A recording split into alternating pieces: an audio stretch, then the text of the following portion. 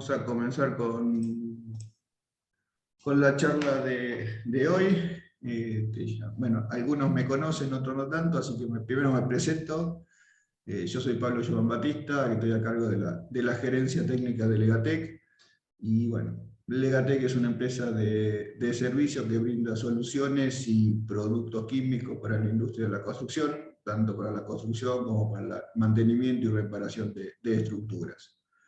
Les doy de vuelta la bienvenida al ciclo de charlas de Legatec y la construcción, que tienen como finalidad hacerles llegar información y algo de conocimiento sobre no solo las distintas soluciones que ofrece la empresa, sino también de hacerles llegar otros temas que puedan ser de interés para la industria de la construcción. En el día de hoy vamos a hablar de impermeabilizaciones con elementos premoldeados, que son básicamente, en el caso particular de esta charla, juntas y mantas de PVC. Esta es una charla que va complementando otras charlas anteriores sobre impermeabilización. Ya vimos impermeabilización con materiales cementicios, con membranas líquidas, y bueno, hoy le toca a los que son los elementos premoldeados de base PVC. Antes de ir específicamente al tema, bueno, primero hagamos un mini o breve repaso de qué es la impermeabilización y en qué consiste.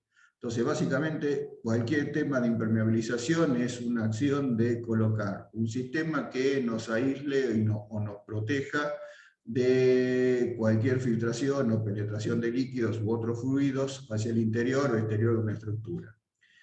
Y básicamente nunca va a ser una impermeabilización, va a bastar con un único producto, sino que en realidad es un sistema que lo que busque sea envolver a la estructura y protegerla para el uso que va a tener esa estructura. Entonces, si bien uno cuando habla de impermeabilización está pensando casi exclusivamente en evitar que el agua entre o se escape de las estructuras, también la impermeabilización puede incluir otros aspectos como puede ser salubridad, eficiencia energética, confort o durabilidad. Lo de durabilidad por ahí es, digamos, puede ser que sea más claro, porque bueno, no solo las estructuras básicamente y sobre todo las de hormigón se dañan por el ingreso de agua, sino también por otros tipos de líquidos que puedan ingresar, que sean agresivos a la estructura de hormigón propiamente dicha. Lo de salubridad uno lo puede entender por el lado, por ejemplo, de formación de hongos y ese tipo de cosas en los ambientes que hagan que no sea muy sano vivir adentro de ellos. Y tanto lo de confort y eficiencia energética tiene más que ver con mejorar la calidad del estar dentro de ese ambiente. O sea, cuando uno habla de impermeabilización no es solo evitar que entre o salga agua, sino también de la calidad del ambiente del que uno está protegiendo. Como siempre vamos a estar hablando que en el caso de impermeabilización es evitar que en una estructura entre agua y esa estructura, más allá de que sea hormigón u otro material, es más o menos poroso, ningún material es 100% impermeable, aunque comparativamente uno puede hacerlo con respecto a otro. Básicamente un líquido puede atravesar cualquier sólido a través de básicamente tres mecanismos. Uno es la permeabilidad, que básicamente es el movimiento de un líquido que está en presencia de un gradiente de presión, que por ahí es lo más clásico que uno puede entender o vislumbrar directamente, que es, no sé, un tanque de agua, de un lado tengo líquido, ese líquido ejerce una presión, como la barrera que trata de evitar que contenga esa agua. No es 100% impermeable, por esa diferencia de presión, el agua empieza a pasar a través de ese medio y termina traspasándolo. Otra vía de ingreso de líquido puede ser por absorción capilar. Otra vez, si tiene la estructura digamos, que usa de freno de ingreso del líquido, tiene capilares, por presión capilar, el líquido empieza a penetrar. No tiene el mismo nivel o grado de penetración que la permeabilidad, pero el líquido entra. Y finalmente el tercer vía o método que puede ingresar es por difusión, que básicamente es el desplazamiento, ya no del líquido, sino de un compuesto, de un ion, a través de un medio por agitación aleatoria a nivel molecular. Y básicamente ahí lo que yo tengo es un gradiente de concentración de esos iones de un lado, de una de las caras hacia el otro. Esto generalmente está más asociado con temas de durabilidad que con temas de impermeabilidad, pero como impermeabilizar una estructura también incluye el concepto de durabilidad, bueno, evitar que pueda ingresar algún elemento dañino, como puede ser, por ejemplo, a nivel de iones, cloruros a orillas del mar, que por difusión terminan penetrando en la estructura de hormigón y corroyendo a las armaduras. Bueno, también es un tema básicamente de impermeabilización. Y adicionalmente hay otro concepto más que ya no es tanto de movimiento de fluidos, sino es a la presencia de vapor de agua, que no deja de ser agua en forma de gas, en los ambientes. Entonces, otro de los temas que uno tiene que tener en cuenta a la hora de pensar en sistemas o esquemas de impermeabilización es si esa estructura requiere o no que sea permeable al vapor de agua. Y normalmente que básicamente uno, así a grosso modo, lo que está diciendo es que sea permeable al vapor de agua, es que la estructura pueda respirar. Esto normalmente es más aplicable en ambientes como puede ser, no sé, un baño, digamos, un ambiente en una casa. Lo que sí, desde el punto de vista de conceptos de impermeabilización, lo que sí tiene que tener en cuenta es que algo que sea impermeable al vapor de agua, siempre va a ser impermeable al agua, pero no a la inversa. O sea, algo impermeable al agua no siempre es impermeable al vapor de agua.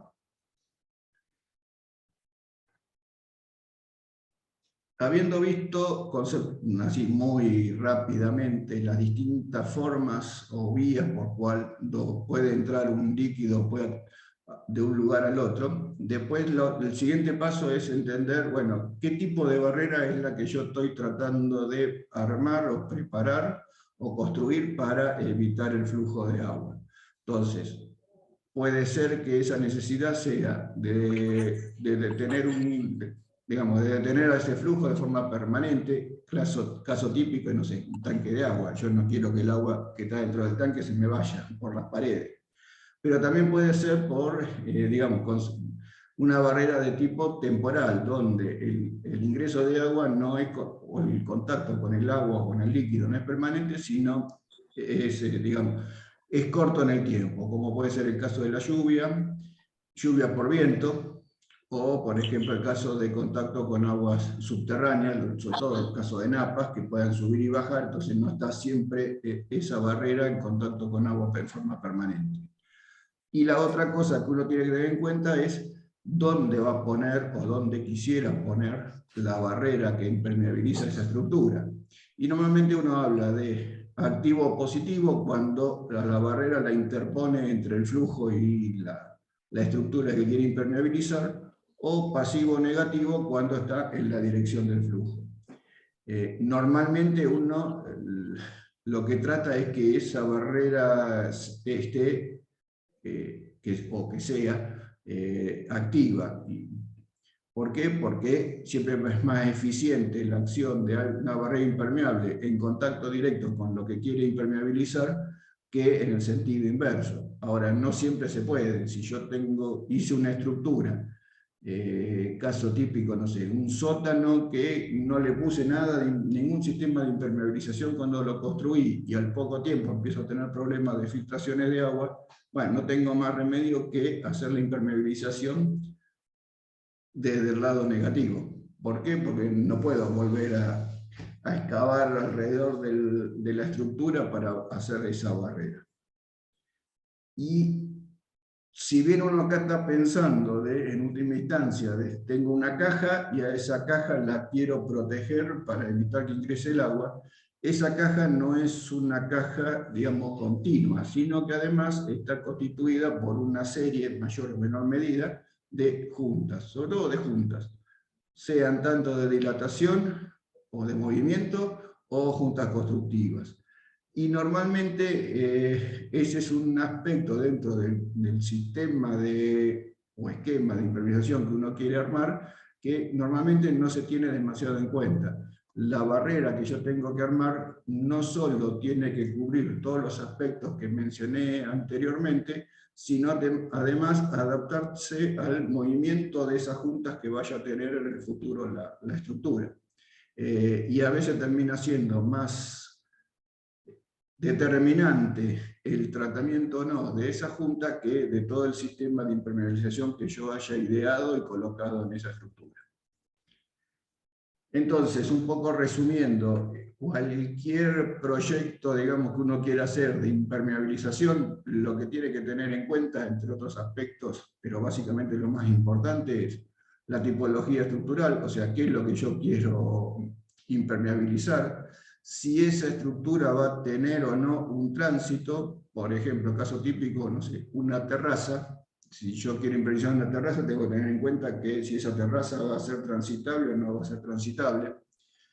En el caso de impermeabilizaciones temporales, tengo que tener en cuenta las condiciones meteorológicas, por ejemplo, temperatura, humedad, lluvia, granizo, etc.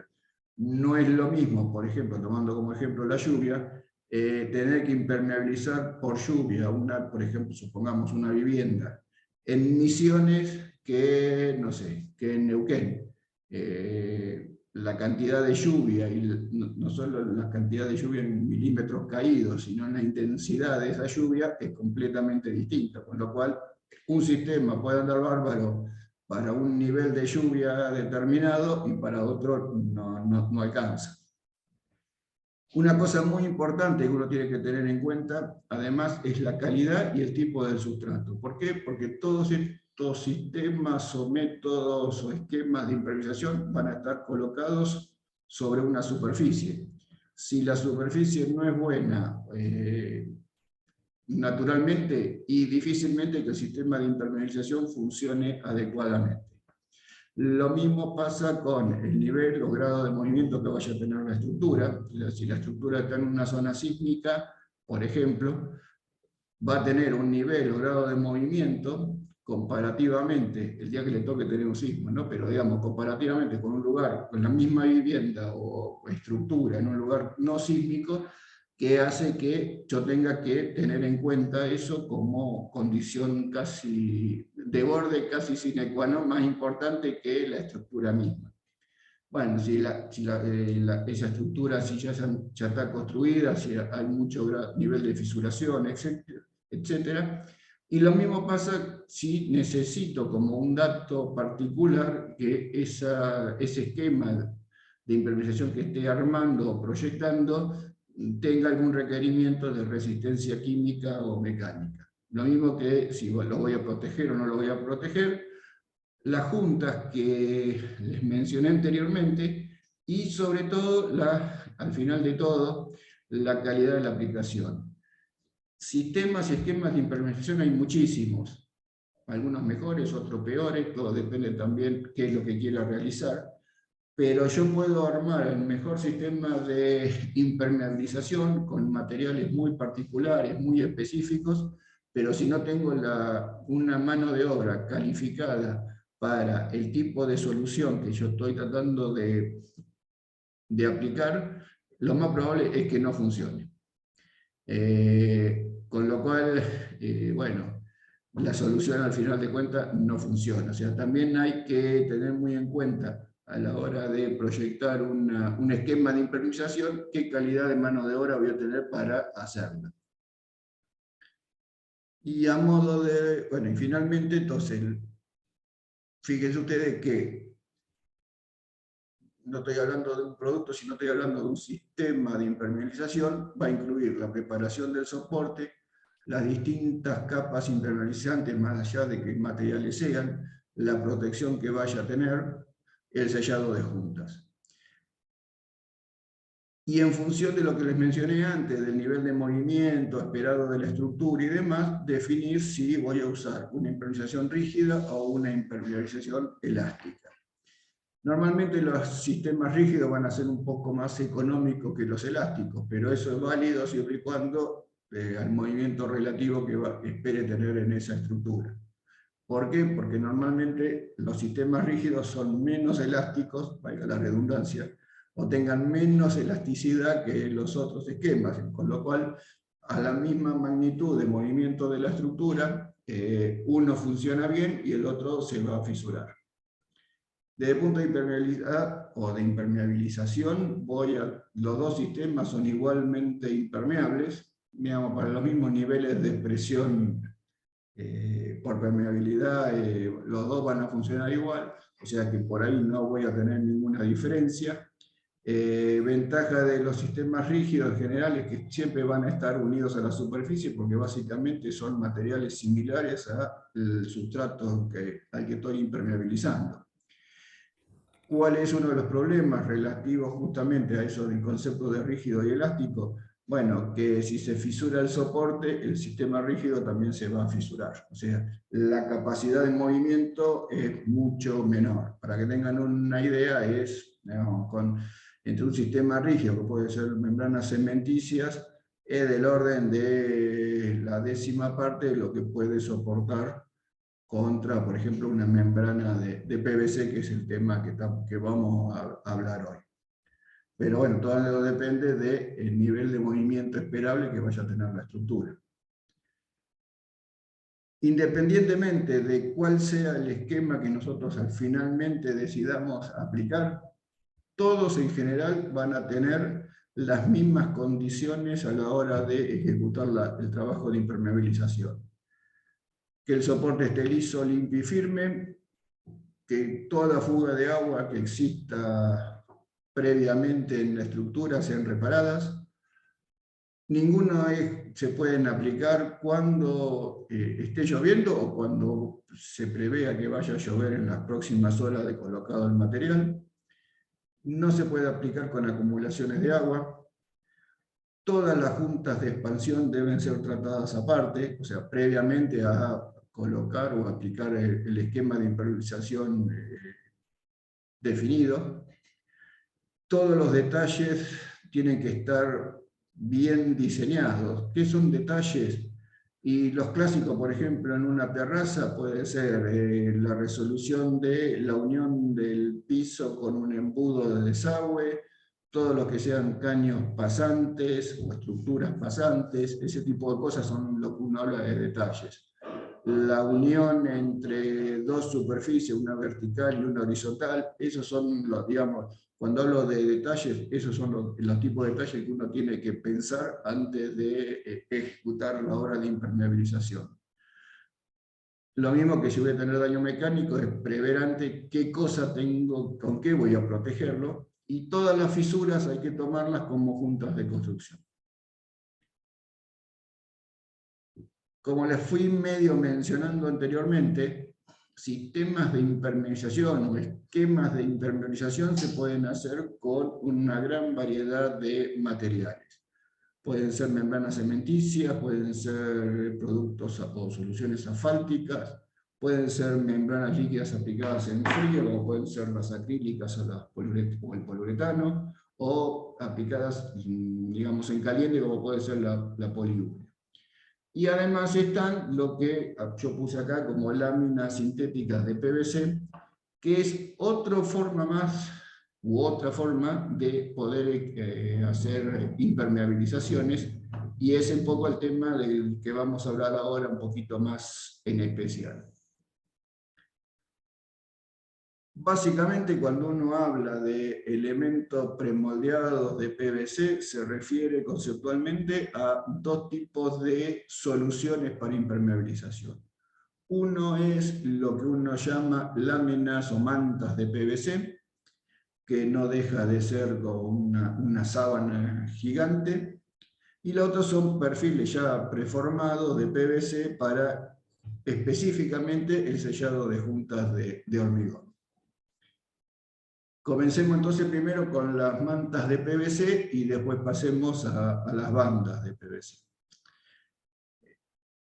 Ambas soluciones están constituidos por el mismo material, que es cloruro de polivinilo plastificado, que tiene como, digamos, si se quiere, ventajas o propiedades, es que es un material totalmente inerte al agua, que no va a envejecer por ciclos de frío y calor, que mantiene una muy buena flexibilidad a unas bajas temperaturas. Ese es quizá uno de los más, tanto estos dos aspectos por ahí son los dos aspectos más importantes o como ventajas de los productos a base de PVC.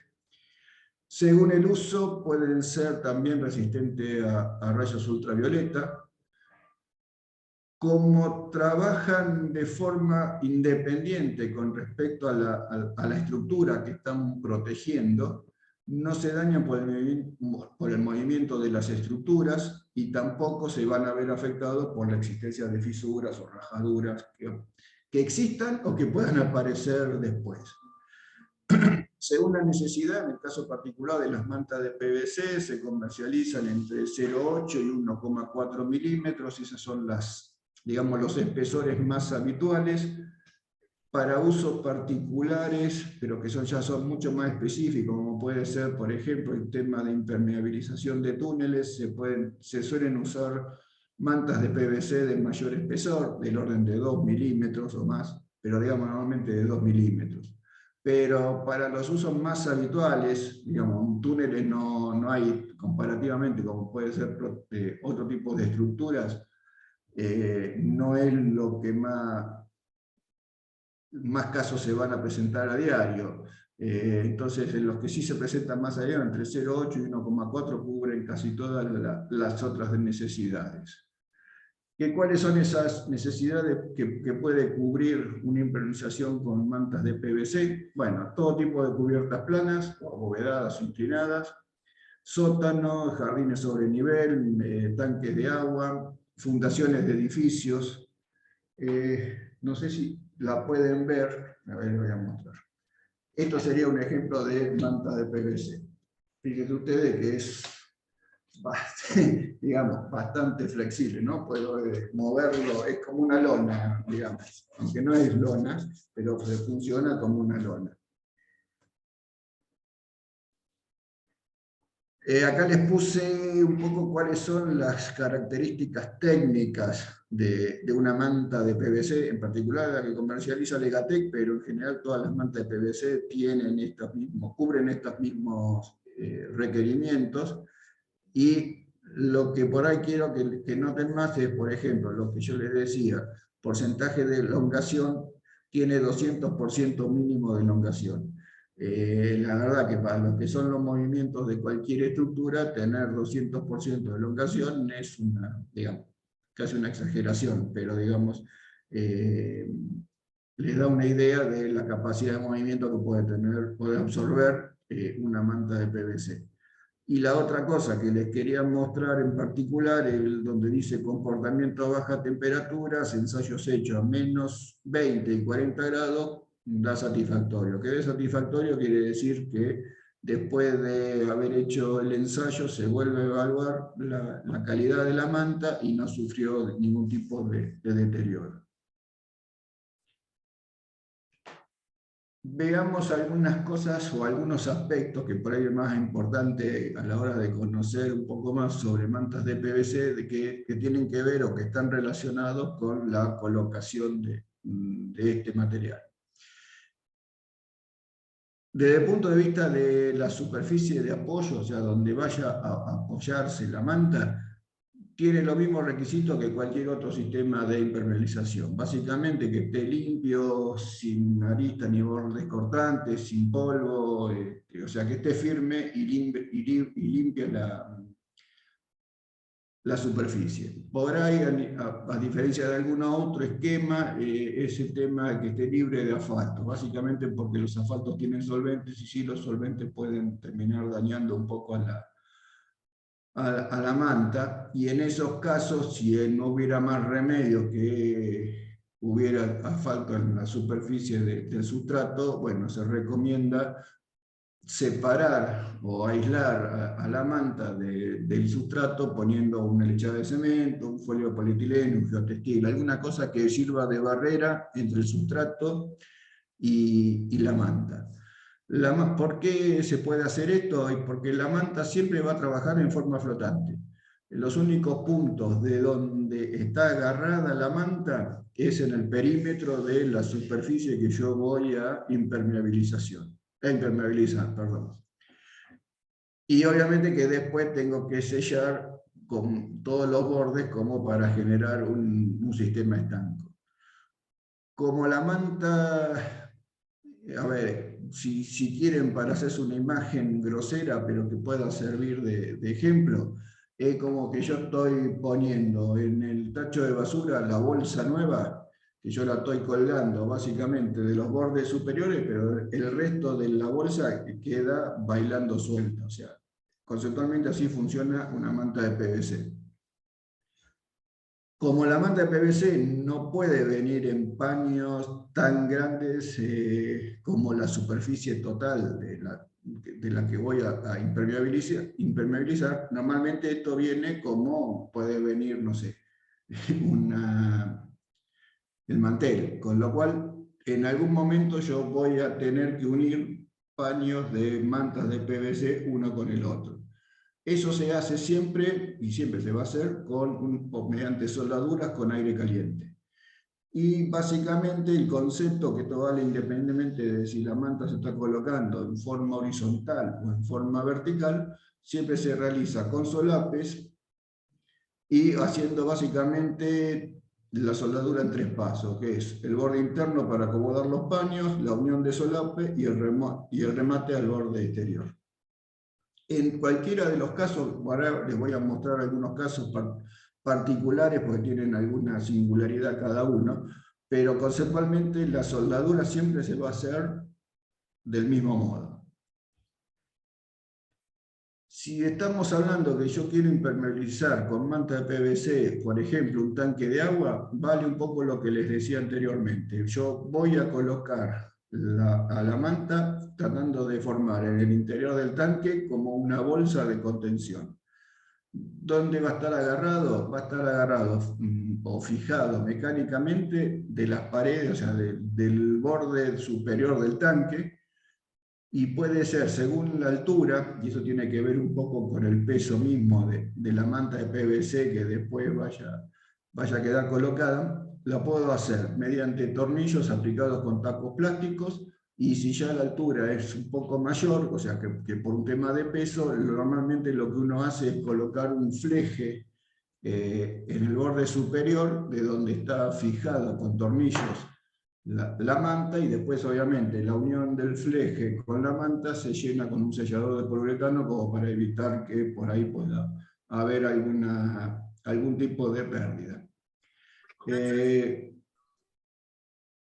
Y siempre tengamos en cuenta, o tener en cuenta que no solo hasta en este caso las paredes, sino también el piso va a estar libre, o sea, no va a haber ningún tipo de adhesión ni física ni mecánica de la manta de PVC en el resto de las paredes, solo en los bordes superiores, tanto en el resto de las paredes como en el piso, van a estar suelta la manta. Si yo ahora, en lugar de querer impermeabilizar un tanque, quisiera impermeabilizar un sótano, bueno, en realidad acá ya cambia un poquito en el sentido de que acá estoy haciendo una colocación sobre paredes y pisos existentes, pero un lugar que después va a ser transitable. En un tanque de agua no hay tránsito, con lo cual puedo dejarla totalmente libre a la manta. En este sentido, en el caso de un sótano, la diferencia ¿cuál va a ser? La fijación va a ser la misma, la colocación va a ser la misma, la única diferencia es que sobre la superficie, una vez que quedó colocada la manta, voy a tener que poner o una carpeta de protección, o si, por ejemplo, fuera un sótano que después hay que construir una losa de supresión posterior, bueno, hacer una cama de arena que sirva de protección temporal de la manta para luego colocar el hormigón. Y una vez hecho ese hormigón, o esa carpeta, sobre las paredes hay que hacer sobre las paredes hay que hacer una pared en panderete como para hacer una protección mecánica de la manta. O sea, ahí en la pared quedaría trabajando la manta como una especie de jamón del sándwich. En el caso de cubiertas, si bien siempre sigue con el mismo concepto de que la manta trabaja independiente del sustrato, la colocación es más parecida a lo que uno podría pensar en cuando uno coloca, no sé, una membrana asfáltica. La única diferencia es que la membrana asfáltica termina adherida, en cierta forma, al sustrato y esto no. Pero sí en el concepto de que en los bordes yo voy a levantar la manta, como levanto la membrana asfáltica, como para generar una babeta. Tengo que tener cuidado en el ángulo, acá sí, porque tengo que, en el ángulo entre la carga de la pared y el piso de la terraza o de la cubierta, tengo que hacer algún tipo de media caña que mate el ángulo recto, como para evitar que haya movimientos diferenciales en horizontal y en vertical. Y particularmente, que esto también lo puedo hacer con la misma manta, o sea, con pedacitos de manta, tengo que hacer un trabajo más particular en el forrado de embudos, de pluviales, etc. Todo lo que sean cosas que estén interfiriendo en la estructura de la terraza. Y si en este caso particular, yo estuviera utilizando una manta que no es resistente a UV, también tengo que construir, obviamente, una carpeta de protección. Comentario por ahí a pie de página o al margen, más allá de que existen mantas de PVC resistentes a UV, una cosa es que sean resistentes a UV y otra cosa es que sean resistentes al tránsito, que en general hay, digamos, por preocuparse mucho por la resistencia a los rayos ultravioletas, se pierde de vista el tema de la transitabilidad de este tipo de impermeabilización. Y en general, como cualquier membrana, sea la que sea, normalmente no son muy resistentes al tránsito. Con lo cual, si la terraza va a tener algo de movimiento, independientemente de si es o no es resistente UV, siempre es aconsejable que la manta trabaje protegida. Solo en terrazas donde sea totalmente inaccesible, uno diría, sí, pongamos una manta resistente a UV y nada más. Y finalmente el caso de fundaciones, que acá es un caso parecido al de los sótanos, pero con la diferencia de que acá la construcción todavía está virgen, hice el pozo nada más, todavía ni empecé a hacer una base. En estos casos, bueno, va a trabajar la manta, o se va a colocar la manta como en los casos anteriores. Lo que sí tengo que tener en cuenta es que entre primero, el cuidado que tengo que tener entre la excavación y la manta, porque una cosa es que la excavación sea tierra, pero otra cosa es que haya quedado algún elemento punzante que la pueda dañar, con lo cual siempre es aconsejable poner algún elemento de protección, como por ejemplo un geotextil, y lo mismo en el caso de la manta y el lugar donde se va a hormigonar. Ahí con más razón hay que tener más cuidado y normalmente o se coloca un geotextil o algo que proteja la manta de los trabajos de hormigonado, no porque tenga un problema de compatibilidad entre la manta y el hormigón, sino lo que uno tiene que tener en cuenta es que si uno a la hora de trabajar pincha la manta, no se va a enterar hasta el día que pase el agua. Y una vez que pasó el agua, encontrar dónde está pinchada la manta es misión imposible. Con lo cual, todo lo que tenga que ver con protección de la manta de PVC, ninguna precaución es poquita. Pasemos ahora un poco rápidamente a lo que serían las bandas de PVC. El material básicamente es el mismo y tiene entonces las mismas características que de las mantas de PVC. Ahora, ¿para qué las utilizo entonces? Bueno, las voy a utilizar básicamente para un sellado estanco de juntas, sean tanto de trabajo como de dilatación, como de contracción. En cualquier estructura que pretenda ser hidráulicamente impermeable, esto es como que se tendrían que usar siempre, aún en juntas de construcción o de trabajo. ¿Por qué? Y porque yo pude haber pensado en el hormigón que sea lo suficientemente impermeable para soportar las presiones del flujo de agua, puedo haber haber puesto protecciones o esquemas de impermeabilización, pero la permeabilidad de la junta, si no tiene nada que la selle, al lado de la permeabilidad del hormigón, es como decir, la permeabilidad del hormigón está comparándola con la permeabilidad del aire. Y por la junta, entonces, si no hice nada, va a pasar todo como si hubiera abierto una canilla. Con lo cual, digamos que sobre todo en estructuras hidráulicas, o tanques, o fundaciones, casi como que una banda de PVC es condición sine qua non que esté considerada en el proyecto. Ya medio le fui mencionando, pero básicamente, entonces, según el tipo de junta que yo quiero impermeabilizar, va a ser el modelo o tipo de banda de PVC que necesitaría colocar. Yo aquí puse tres tipos de bandas, según el lugar y demás puede cambiar el nombre, pero básicamente, pero no la funcionalidad. Lo que se llama, o nosotros llamamos banda JC, está diseñada especialmente para juntas frías o de trabajo con poco movimiento y con presión de agua media o baja. A ver, no sé si la alcanzan a ver ahí. Esto sería una banda JC. La tipo JO ya uno la utiliza cuando está hablando de juntas cerradas o abiertas que sean de dilatación o expansión.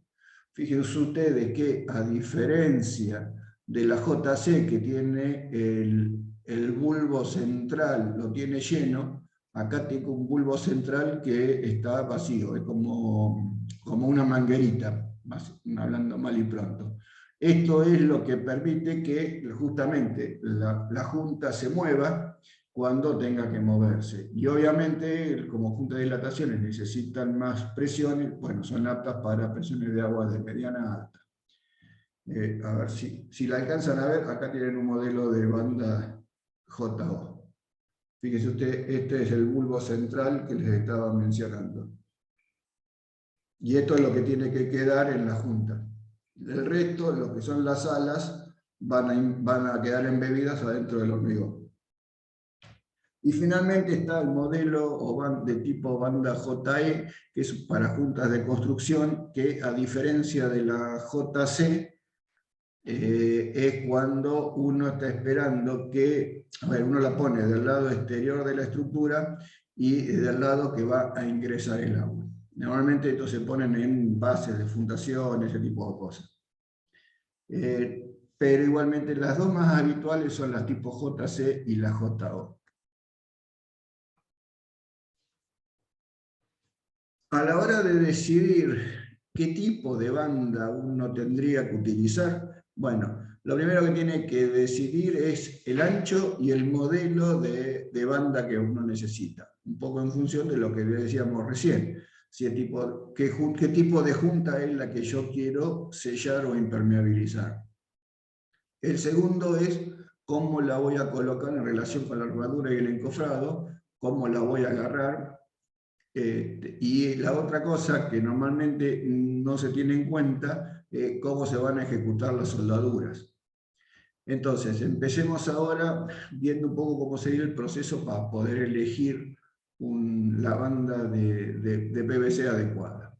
Entonces, lo primero que tengo que decidir es, bueno, en función del tipo de junta, el modelo de la banda, como les dije recién.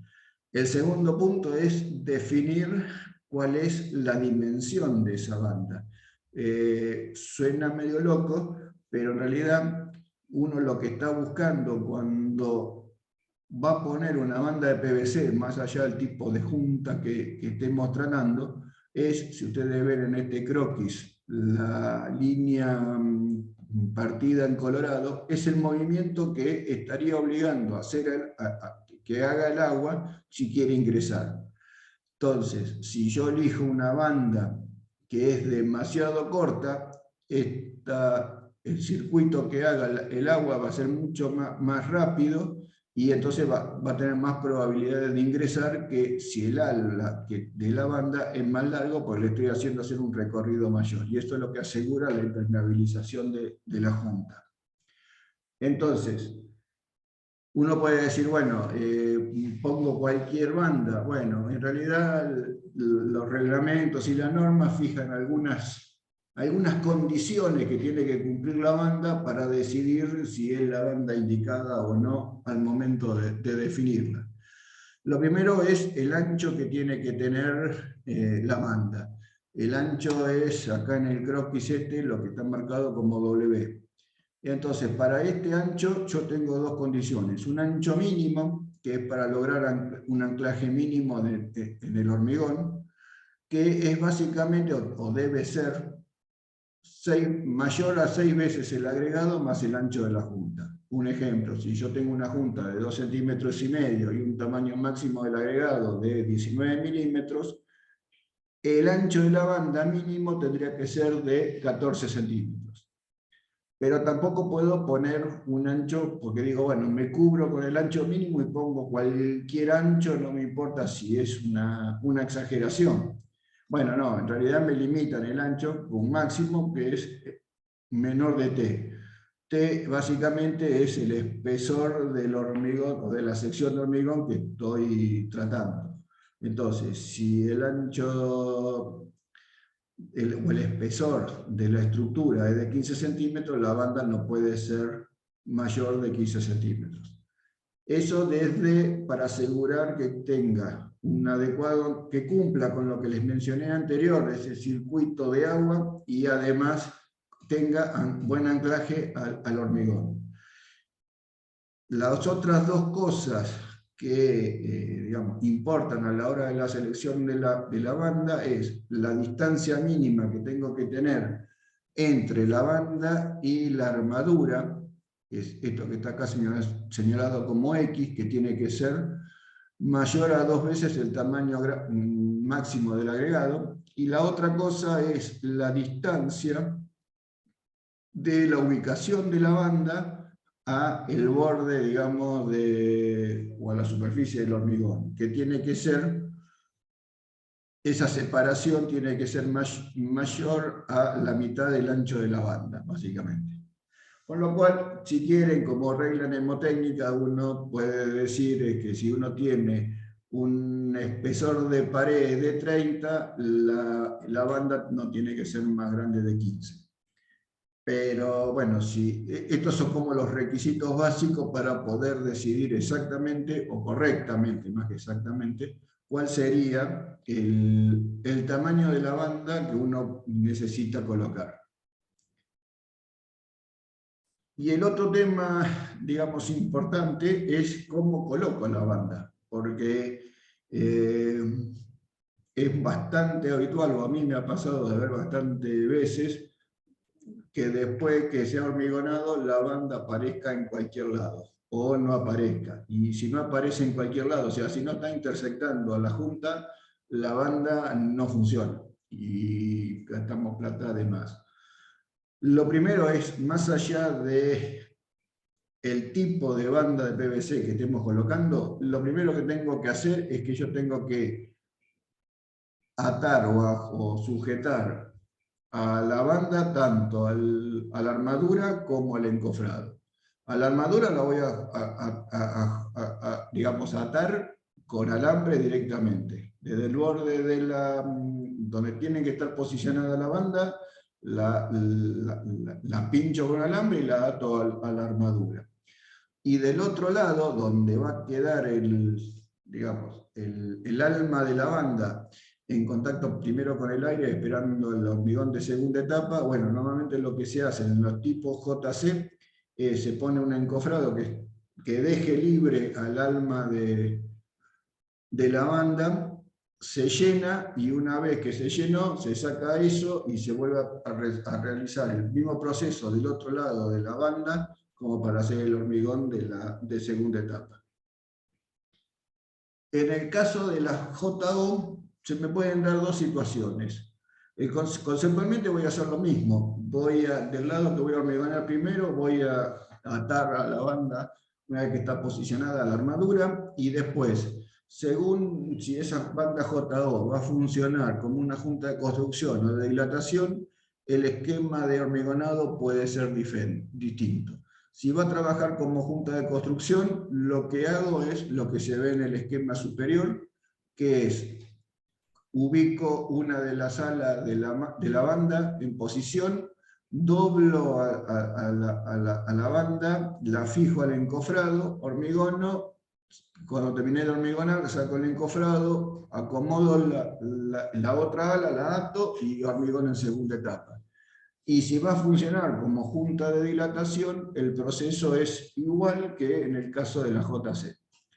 Ahí no va a cambiar. Lo que sí siempre tengo que tener en cuenta, sobre todo cuando vaya a trabajar como junta de dilatación, que el aro central de la junta quede perfectamente, no solo que la banda siempre quede en una posición transversal a la sección, o paralela a la sección, mejor dicho, sino además que el bulbo de la banda quede totalmente liberado, porque si queda adosado a la masa del hormigón, cuando quiera desplazarse por movimiento de la junta, en realidad lo que va a hacer es arrastrar al hormigón del cual está agarrado o embebido, y entonces esto no va a funcionar. El tema con el tema de la unión pasa algo similar que en el caso de la manta de PVC. Los rollos de banda de PVC en general van a variar según el tamaño, pero normalmente son 25 metros lineales.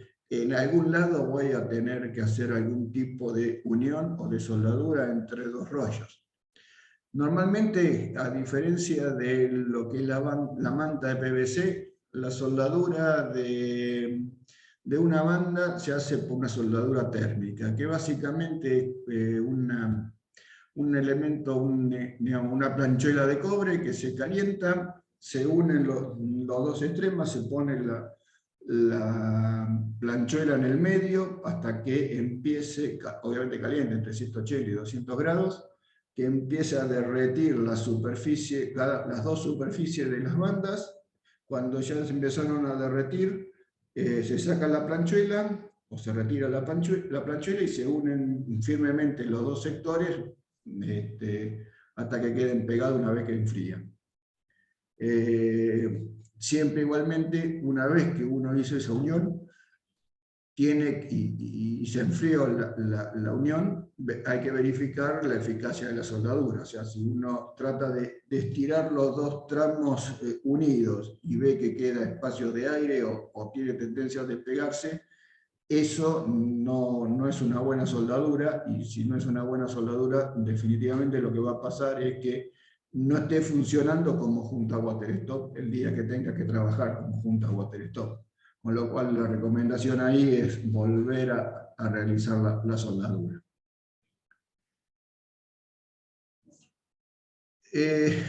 Para ir medio terminando, en el caso de las bandas de water stop, uno por ahí tiene que tener algunas condiciones y límites de aplicación en particular, a diferencia de lo que es la manta de PVC.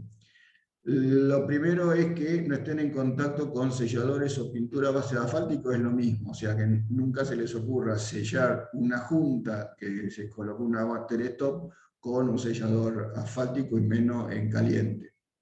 En general, una buena solución de proteger una junta, sobre todo las de dilatación, donde en el medio tienen una banda water stop, es sellarlas de la misma manera que uno sellaría, no sé, la junta de dilatación en un piso. O sea, es poniendo un fondo de junta y luego colocando un sellador poliuretánico.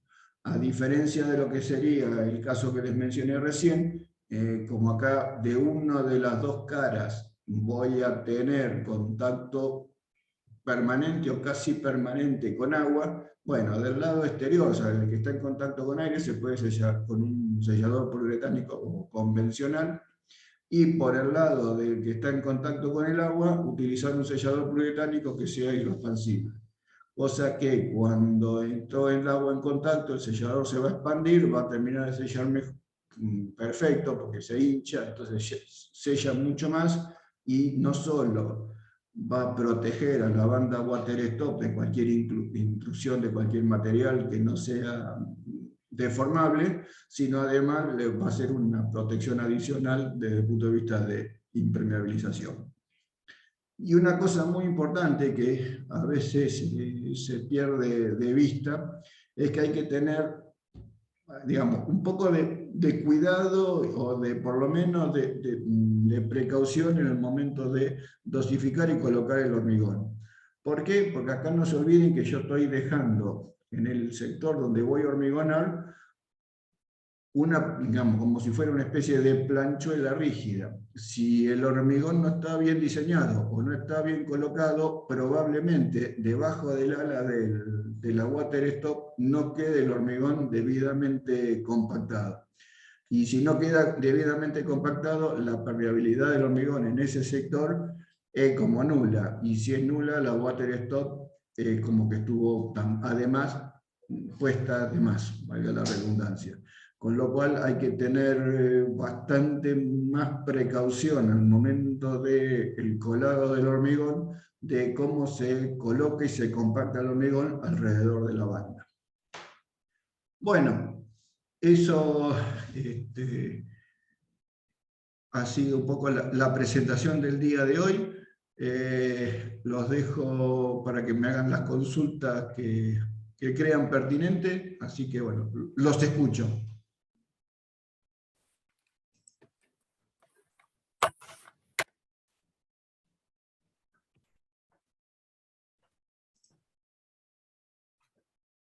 Está clarito, Pablo, por lo menos para nosotros.